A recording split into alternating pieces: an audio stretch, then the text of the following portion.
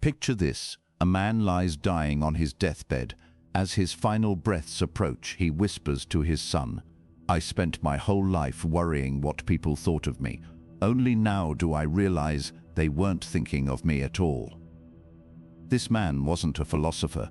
He was an ordinary person who discovered too late the most liberating truth of human existence, the truth that Marcus Aurelius knew, that Seneca embraced, that Epictetus taught, the truth that once you realize no one cares, not in the way you think they do, your entire life transforms.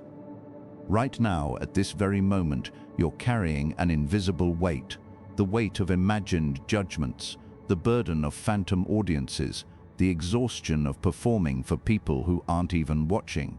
You dress for eyes that don't see you. You speak for ears that don't hear you. You achieve for minds that forget you the moment you leave the room. You're living in a prison where you are both the prisoner and the guard, and the door has been unlocked the entire time. The Stoics discovered something revolutionary, not through mystical revelation, but through brutal observation of reality.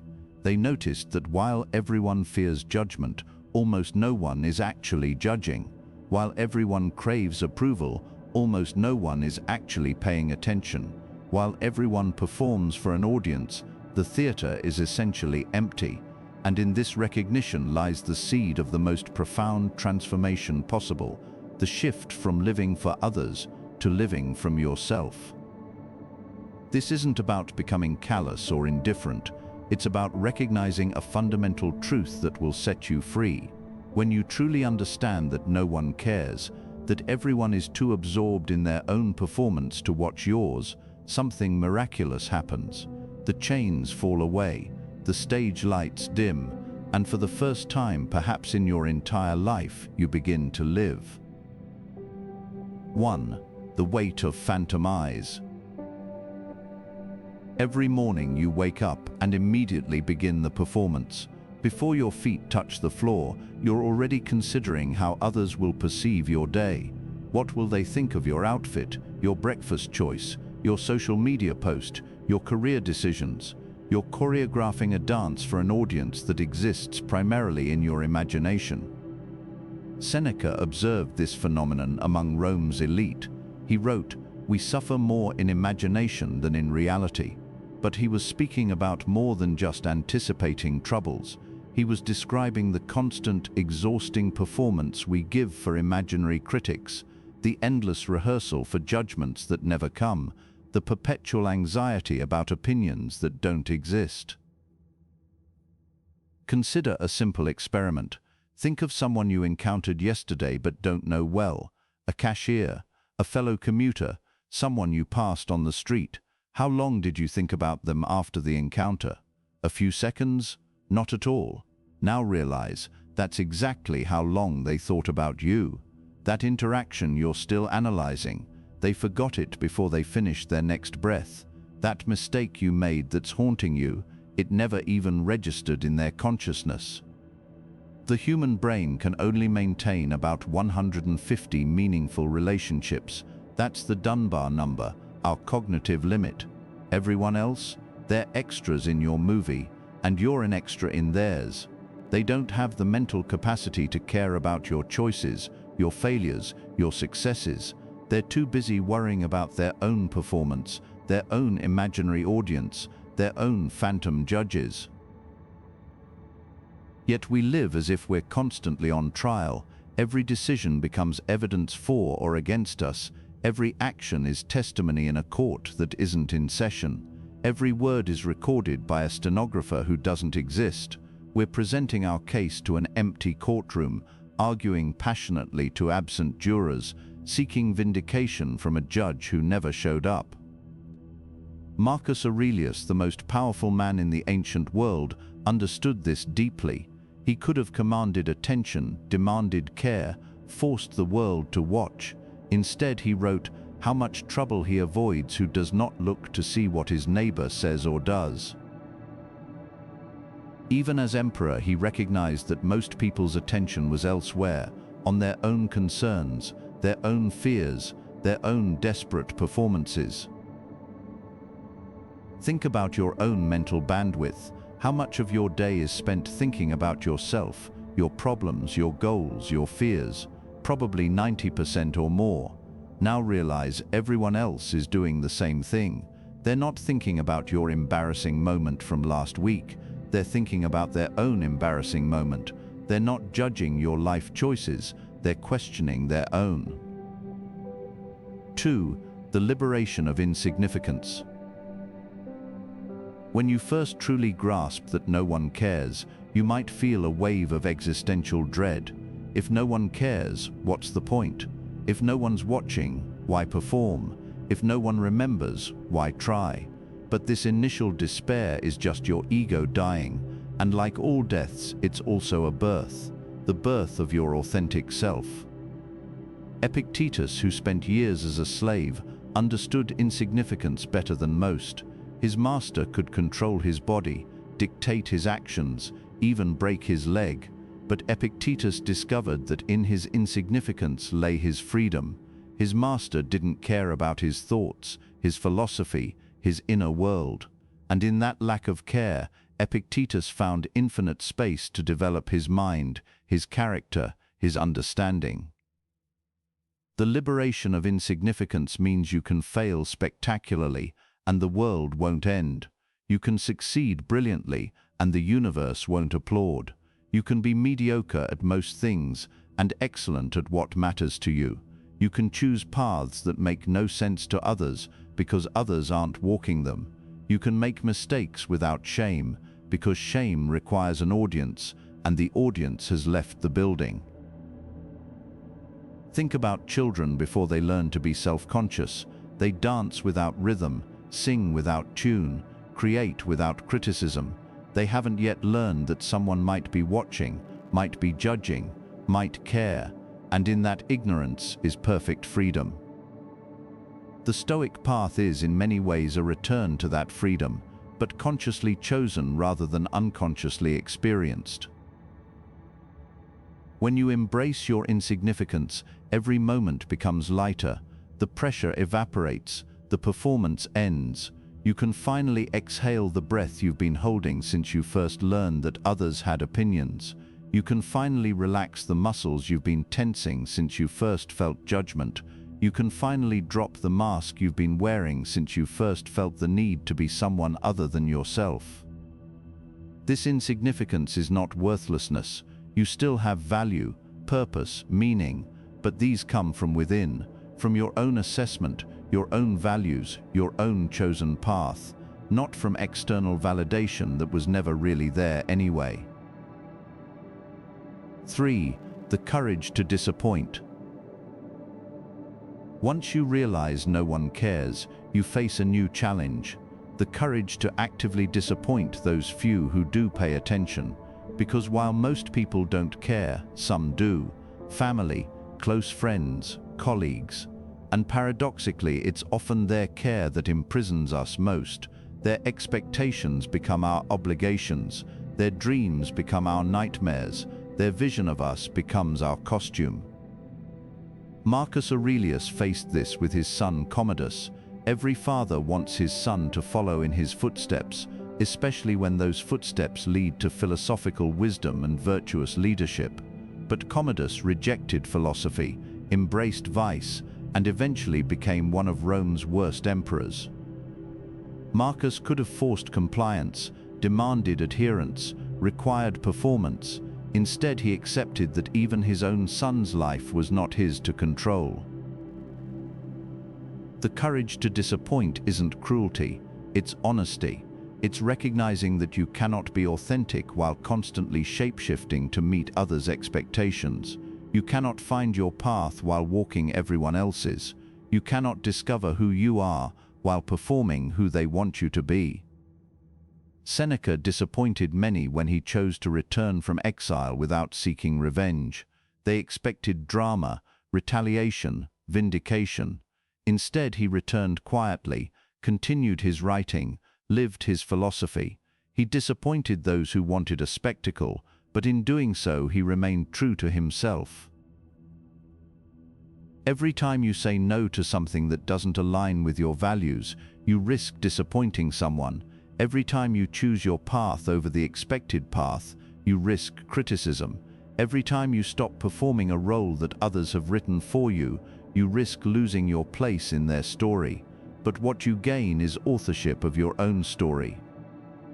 The transformation happens when you realize that their disappointment is their emotion to process, not your burden to prevent. Their expectations are their responsibility to adjust, not your obligation to meet. Their vision of your life is their fantasy to release, not your script to follow. 4. The practice of invisible excellence. When no one cares and you've accepted it, a remarkable opportunity emerges, the practice of invisible excellence. This is doing your best work when no one is watching, pursuing mastery without recognition, building character in darkness. This is the ultimate test of whether you've truly internalized that no one cares, and whether you've transformed that recognition into power. Marcus Aurelius wrote his Meditations never intending them to be read. These private reflections, now considered one of philosophy's greatest works, were exercises in invisible excellence. He was writing to clarify his thoughts, strengthen his principles, improve his character. No audience, no applause, no recognition, just a man alone with his thoughts, practicing excellence for its own sake. Invisible excellence reveals your true motivations. Are you good at your job because you want promotions, or because excellence is your nature? Are you kind because you want to be seen as good, or because kindness is your choice? Are you disciplined because others might notice, or because discipline is your practice? When you practice invisible excellence, you discover something profound. The only approval that ever mattered was your own. The only standards that ever counted were internal. The only judgment that ever had weight was the one you pass on yourself each night before sleep. This doesn't mean becoming a hermit or avoiding all recognition. It means your excellence isn't dependent on recognition. You do good work because bad work corrupts your character. You act with integrity because dishonesty poisons your peace. You pursue mastery because mediocrity, even unwitnessed mediocrity, diminishes your spirit. The practice requires daily commitment. Wake up early not to impress anyone with your discipline, but because morning solitude serves your growth. Exercise not for the mirror or the compliments, but for the strength and clarity it brings. Read philosophy not to quote it at parties, but to transform your understanding. 5. The return to authentic self. When you've released the need for others to care, when you've accepted your insignificance, when you've found the courage to disappoint, when you've embraced invisible excellence, something remarkable happens. You return to yourself. Not the self you've been performing, but the self you actually are. This return is often surprising. You might discover you're quieter than you've been pretending to be, or louder than you've been allowing. You might find you care about things that seem trivial to others, or that you're indifferent to things others consider essential. You might realize you've been living someone else's life entirely. Epictetus taught that we must distinguish between what is ours and what is not ours. Our choices, our responses, our character, these are ours. Everything else, including others' opinions, belongs to them. When you stop trying to control what isn't yours, you finally have energy to master what is. The authentic self that emerges might not be immediately likable. It might be awkward, having been suppressed for so long. It might be angry, having been denied for years. It might be sad, mourning all the time, lost to performance. But it will be real, and reality, even uncomfortable reality, is infinitely preferable to comfortable performance. This return to authentic self isn't a destination but a practice. Every day you'll face the temptation to perform, to seek care, to need validation. Every day you'll have to choose the exhausting effort of maintaining an image or the simple challenge of being yourself. The authentic self doesn't need to be special or unique, it just needs to be genuine. Maybe you're ordinary, maybe your dreams are modest, maybe your talents are common. When no one cares, these cease to be failures and become simple facts, as neutral as your height or the color of your eyes. 6. The paradox of connection. Here's the beautiful paradox. When you stop needing people to care, they often start caring. When you stop performing for connection, you create genuine connection. When you stop seeking validation, you become valid. Not universally, not completely, but authentically. People are drawn to those who don't need them. There's something magnetic about someone who is complete in themselves, who offers presence without neediness, who gives without requiring reciprocation. When you stop trying to be interesting and become interested, when you stop trying to be impressive and become impressed, when you stop needing to matter and start making others feel like they matter, everything shifts. But this can't be another performance. You can't pretend not to care as a strategy to make people care. That's just performance at a meta level. The paradox only works when it's genuine, when you truly don't need the caring that might come. Marcus Aurelius commanded deep loyalty not because he demanded it, but because he didn't need it. His soldiers would die for him, not because he required their sacrifice, but because he would die for them without requiring recognition. His genuine indifference to glory made him glorious. His authentic dismissal of praise made him praiseworthy. The connections that form when you stop needing connection are qualitatively different. They're based on choice rather than need, on appreciation rather than dependency, on genuine affinity rather than performed compatibility. These connections are rarer but deeper, fewer but more meaningful. 7. The daily practice. Transforming your life through the recognition that no one cares isn't a one-time revelation, it's a daily practice. Every morning you must remind yourself of this truth. Every decision must be filtered through this understanding. Every action must emerge from this freedom. Start your day with what I call the reality check. Before you reach for your phone, before you check for overnight validation, before you begin performing, remind yourself, today almost no one will think about me. Today my successes and failures will go largely unnoticed. Today I am free to live according to my own values because no one is watching closely enough to stop me.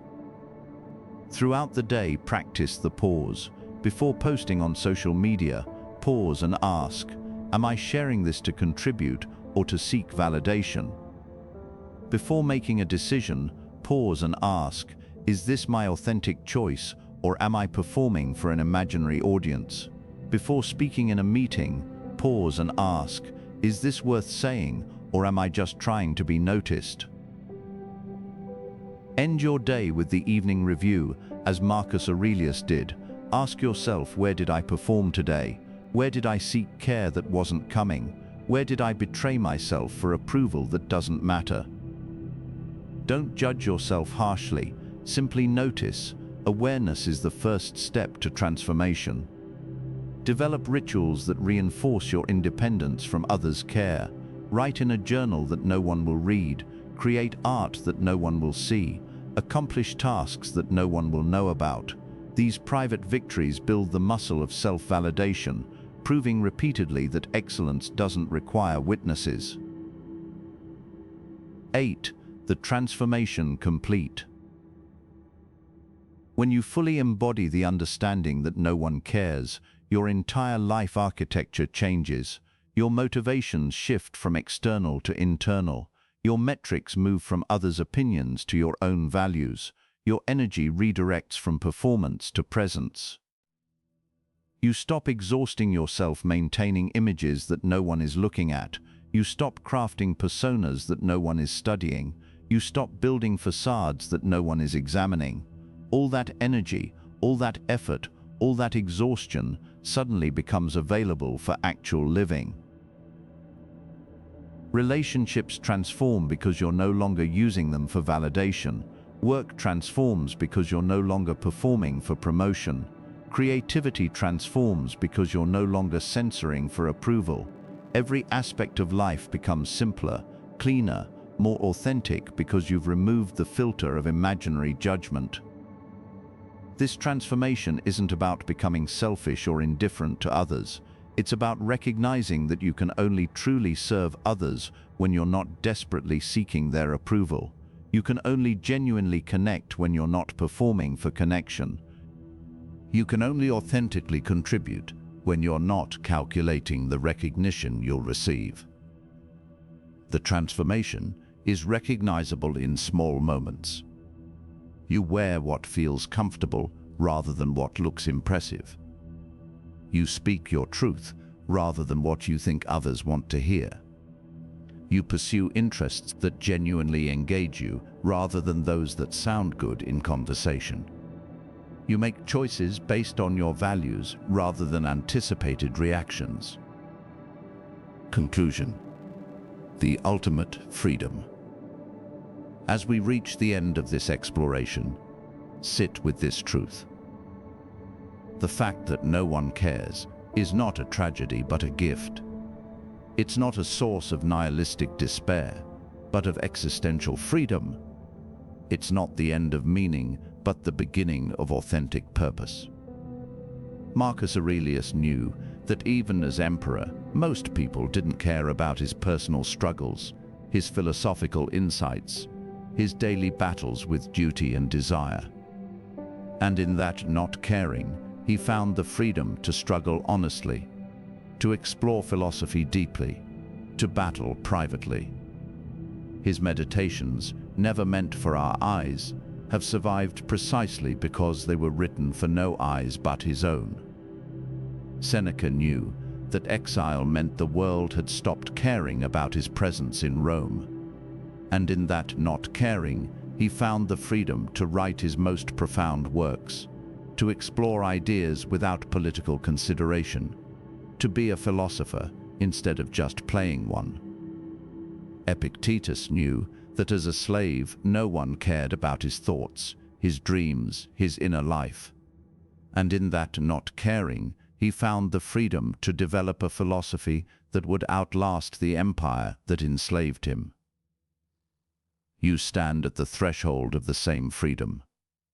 The recognition that no one cares isn't the end of your significance. It's the beginning of your sovereignty. It's not the death of meaning, but the birth of authentic purpose. It's not isolation, but liberation. The world is not watching you as closely as you think. The audience you're performing for is mostly imaginary. The judges you're trying to please are too busy judging themselves. The critics you fear are too absorbed in their own critiques to notice your supposed failures. Once you realize no one cares, truly realize it, deeply embody it, your life transforms. Not because you become careless, but because you become carefree. Not because you stop mattering, but because you stop needing to matter to everyone. Not because you give up on excellence, but because you pursue it for its own sake. This is the Stoic path, not the cold indifference of stereotype, but the warm freedom of reality.